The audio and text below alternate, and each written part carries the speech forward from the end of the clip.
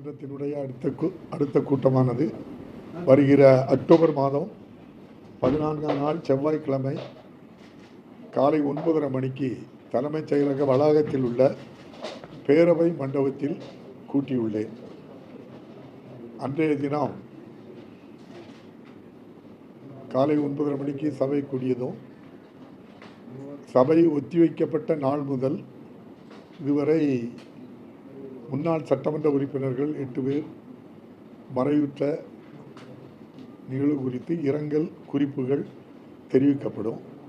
மேலும் வால்பாறை சட்டமன்ற உறுப்பினர் டி.கே. அமுல் கந்தசாமி அவர்களுடைய மறைவு குறித்தும் சில முக்கிய பிரமுகர்களுடைய மறைவு குறித்தும் இரங்கல் தீர்மானம் நிறைவேற்றப்படும்.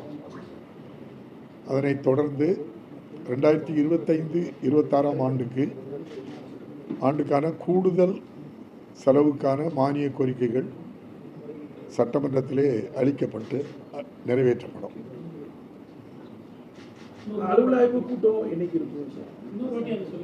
அக்டோபர் மாதம் 14ஆம் தேதிக்கு முன்னால் ஒரு தேதி குறிப்பிட்டு அந்த தேதியில் அலுவல் ஆய்வு கூட்டம் நடைபெற்று எத்தனை நாட்கள் சட்டமன்ற கூட்டம் நடைபெறும் என்பதை முடிவு செய்வார்.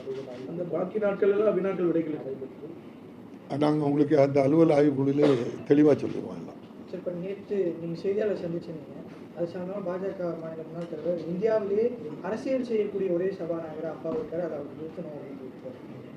நாங்கள் அரசியலில் ஓட்டு வாங்கி தானே எம்எல்ஏ ஆகி தானே சபாநாயகர் ஆகியிருக்கோம். நன்றி. சரிப்பா, சொல்லிடுறவா?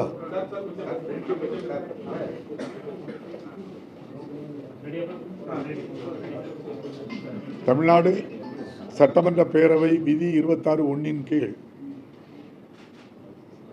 அடுத்த கூட்டம் பேரவையினுடைய கூட்டமானது வருகிற அக்டோபர் மாதம் 14ஆம் தேதி காலை 9:30 மணிக்கு தலைமைச் செயலக வளாகத்தில் அமைந்துள்ள பேரவை மண்டபத்தில் கூட்டியுள்ளேன். அன்றைய தினம் சபை ஏற்கனவே ஒத்திவைக்கப்பட்டு இதுவரை மறைந்த முன்னாள் சட்டமன்ற உறுப்பினர்களுடைய 8 பேருடைய இறப்பு குறித்து குறிப்புகள் சட்டமன்றத்திலே தெரிவிக்கப்படும். அதனைத் தொடர்ந்து வால்பாறை சட்டமன்ற உறுப்பினர் டி.கே. அமுல் கந்தசாமி அவர்களுடைய மறைவு குறித்து சில முக்கிய பிரமுகர்களுடைய மறைவு குறித்தும் இரங்கல் தீர்மானம் நிறைவேற்றப்படும். 2025-26 கூடுதல் செலவினங்களுக்கான மானிய கோரிக்கை சட்டமன்றத்திலே மானிய கோரிக்கையை அளிக்கப்பட்டு நிறைவேற்றப்படும். நன்றி, வணக்கம்.